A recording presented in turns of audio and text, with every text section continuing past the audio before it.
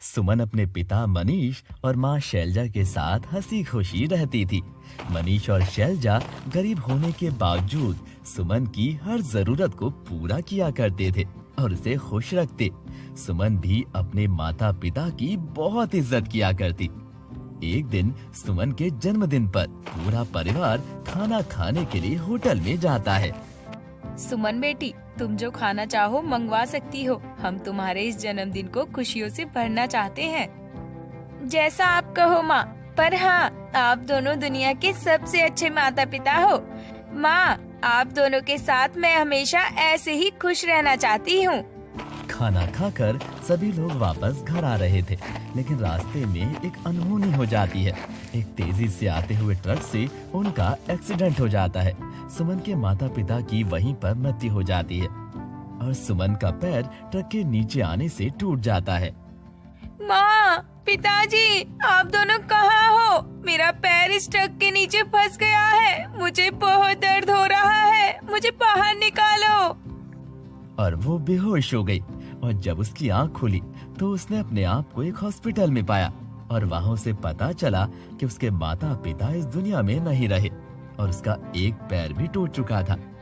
सुमन के मामा उसे अपने घर ले आते हैं। सुमन अपने माता पिता की तस्वीर देखकर बहुत रो रही थी। तभी विक्रम बोला, चुप हो जाओ सुमन, होली को कौन टाल सकता है, पर अब तुम हमें ही अपने माता पिता के जैसा समझना। अपने मामा की बातें सुनकर सुमन चुप हो गई, लेकिन वहीं खड़ी मामी और उसकी बेटी दिव्या मामा का सुमन के प्रति इतना प्यार देखकर चिढ़ जाती हैं। थोड़ी देर बाद जब विक्रम हॉल में बैठकर चाय पी रहा था तो उसकी बीवी गुस्से में आई और बोली, क्यों जी, ज्यादा प्यार नहीं उछल रहा है भांजी के लिए? इतनी महंगाई के जमाने में अपनी बेटी के खर्चे तो पूरे नहीं हो पाते हैं और आप हो कि एक और मुसीबत को घर लेकर आ गए हो और मैं उसके खर्चे कहाँ से उठाऊंगी? अभी के अभी उसे घर से निकालो। रागिनी, तुम ये कैसी बातें कर रही हो? वो मेरी भांजी है, मैं उसे भला ऐसे कैसे छोड़ सकता हूँ अकेला? देखो, वो सब मैं नहीं जानती और तुम कह रहे हो तो मैं इस घर में उसको रखने के लिए तैयार हूँ और इसके अलावा मुझसे कोई और उम्मीद नहीं रखना। और हाँ, एक बात और, मैं उससे कुछ भी करवाऊँ तुम बीच में कुछ नहीं बोलोगे। और उस दिन से रागिनी सुमन से ही घर के सारे काम करवाती। सुमन, ओ सुमन, कहाँ मर गई है? चिल्ला चिल्ला कर गला ही छिल गया है, पर ये महारानी है कि नाम ही नहीं ले रही आने का। क्या हुआ मामी, आपको मुझसे कोई काम था? मुझसे पूछ रही है कि कोई काम था क्या? दिखाई नहीं दे रहा है कि घर कितना गंदा पड़ा है? इसे कब साफ करेगी? पर मामी, इतने सारे काम मैं कैसे कर सकती हूँ? हाँ तो तू काम नहीं करेगी तो और कौन करेगा? और जहाँ तक तेरे पैर का सवाल है तो एक ही पैर टूटा है, दोनों नहीं, कि तू अब काम भी नहीं कर सकती। और ऐसे ही रागिनी सुमन पर बहुत अत्याचार करती और सिर्फ इतना ही नहीं, उसकी बेटी दिव्या भी सुमन के पैर ना होने का बहुत मजाक बनाया करती। हाय सुमन, वो मैं कह रही थी कि हाँ दिव्या, तुम्हें मुझसे कोई काम था क्या? हाँ था, तो कॉलेज में एक डांस कंपटीशन होने वाला है और मैं सोच रही थी कि तुम भी उसमें हिस्सा लो और अपने इस पैर से ऐसे ऐसे डांस करना। दिव्या की बातें सुनकर सुमन को बहुत बुरा लगता है और वो भी वहाँ से चुपचाप चली जाती है। उसके दिन ऐसे ही दुख भरे कट रहे थे। फिर एक दिन कॉलेज में श्रवण नाम का एक लड़का आता है। श्रवण बहुत ज्यादा अमीर और स्मार्ट लड़का था। कॉलेज की सभी लड़कियां उसको देखकर उस पर फिदा हो गईं, लेकिन श्रवण किसी भी लड़की को भाव तक नहीं देता था। फिर एक दिन टीचर ने श्रवण से कहा, देखो श्रवण, कुछ दिनों में एग्जाम्स आने वाले हैं और तुम न्यू स्टूडेंट हो, इसीलिए मैं कह रही थी कि तुम सुमन के साथ ही एग्जाम्स की तैयारी करो। सुमन पढ़ाई में भी सबसे अच्छी है। Okay ma'am. उसके बाद श्रवण सुमन के पास गया और बोला, सुमन, मैम ने कहा है कि तुम मुझे एग्जाम्स की तैयारी करवाओ। वो मैं कॉलेज में नया नया आया हूँ ना, इसीलिए। अच्छा ठीक है, तुम यहाँ पर रुको, मैं अपनी बुक्स लेकर आती हूँ। और सुमन श्रवण को पढ़ाने लग जाती है। कुछ दिनों में एग्जाम्स भी हो जाते हैं श्रवण 90% मार्क्स लेकर आता है और सुमन पास हो जाती है। थैंक यू सुमन, आज तुम्हारी वजह से मेरे 90% मार्क्स आए हैं। अगर तुम मुझे नहीं पढ़ाती तो ये कभी पॉसिबल नहीं होता। ये तो तुम्हारी मेहनत का नतीजा है, मैंने तो बस तुम्हारी थोड़ी हेल्प की है। वो बात भी ठीक है। चलो पास होने की खुशी में पार्टी करते हैं। नहीं श्रवण, तुम जाओ, मुझे घर जाकर मामी का कामों में हाथ बटाना है। अरे सुमन, तुम भी ना, घर से कॉलेज, कॉलेज से घर, एक दिन घूम फिर लोगी तो कुछ बिगड़ थोड़ी ना जाएगा। आओ चल भी लो ना अब। इसके बाद श्रवण सुमन को एक रेस्टोरेंट में ले जाता है, पर सुमन वहाँ पर उदास थी। क्या हुआ सुमन, तुम इतनी उदास क्यों हो? श्रवण, मैं यहाँ पर बहुत ज्यादा अनकंफर्टेबल फील कर रही हूँ और यहाँ का खाना भी मुझे बिल्कुल पसंद नहीं आया। तो तुम बताओ कहाँ चलें?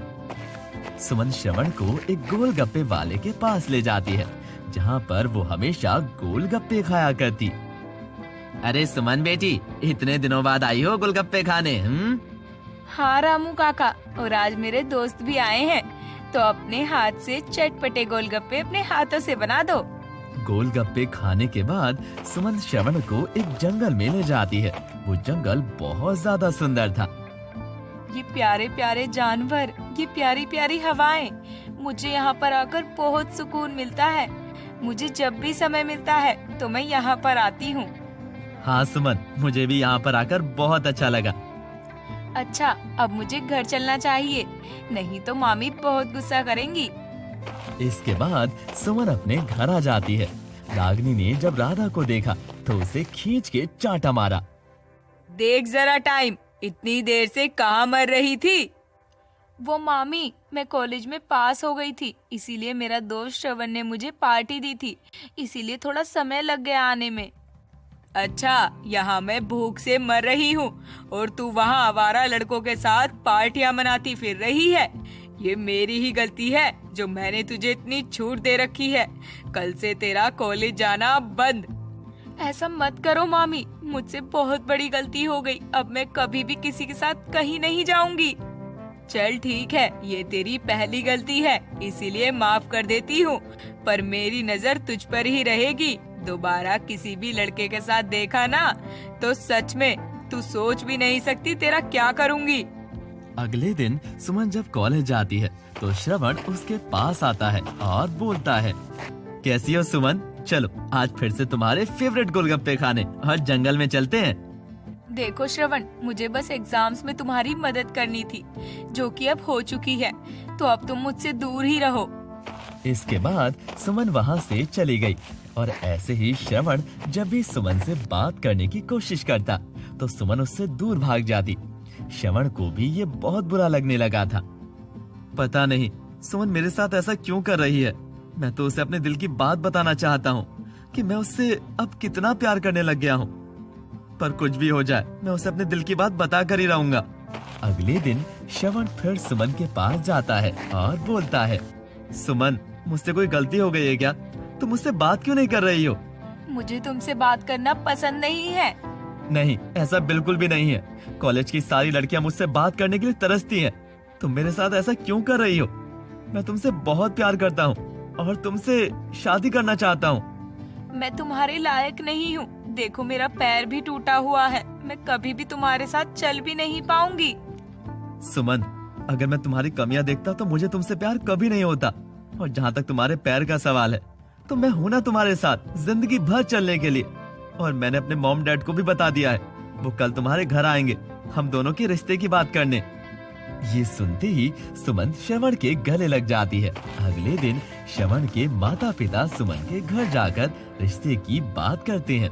ये बात सुनकर सुमन के मामा बहुत खुश हो जाते हैं, पर रागिनी मुंह बनाते हुए बोलती है, शादी के लिए हाँ तो बोल दिया है, पर इतने ज्यादा जो खर्चे होंगे वो कौन उठाएगा? हमारे पास तो इतने पैसे भी नहीं हैं।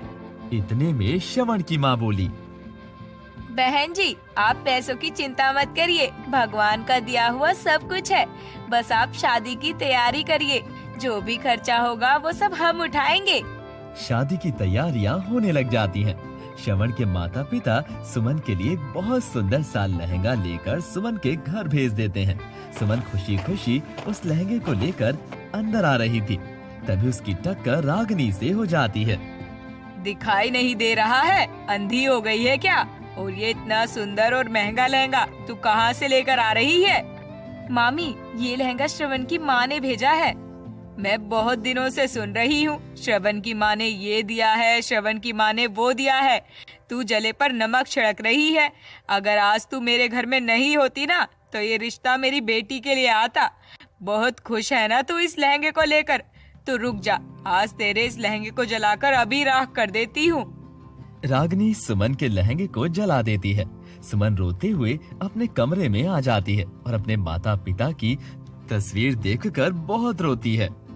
माँ, पिताजी, मामी मेरे साथ ऐसा क्यों करती है? आज उन्होंने मेरे लहंगे को भी जला दिया। अब मैं शादी में क्या पहनूंगी?